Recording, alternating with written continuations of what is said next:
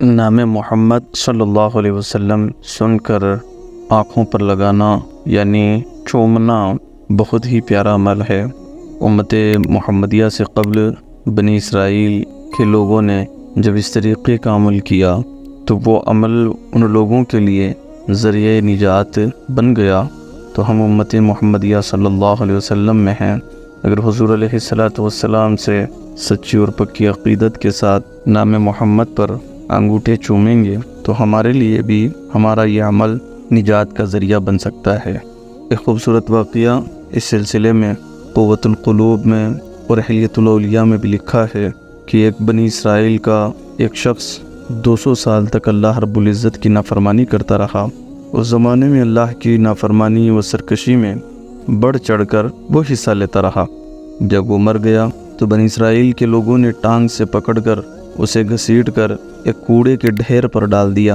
خالق کائنات نے حضرت موسیٰ علیہ السلام کو وحی فرمائی کہ اس بندے کو غسل دے کر کفن پہناؤ اور تمام بنی اسرائیل کو لے کر اس کی جنازہ کی نماز پڑھو۔ حضرت موسیٰ علیہ السلام نے ایسے ہی کیا۔ اس بات پر بنی اسرائیل کو بڑا تعجب ہوا۔ لوگوں نے کہا بنی اسرائیل میں اس سے بڑھ کر بدبخت اور اللہ تعالیٰ کا کوئی سرکش اور نافرمان نہیں تھا۔ حضرت موسیٰ علیہ السلام نے فرمایا میں جانتا ہوں مگر اللہ تعالیٰ نے مجھے اس بات کا حکم دیا ہے۔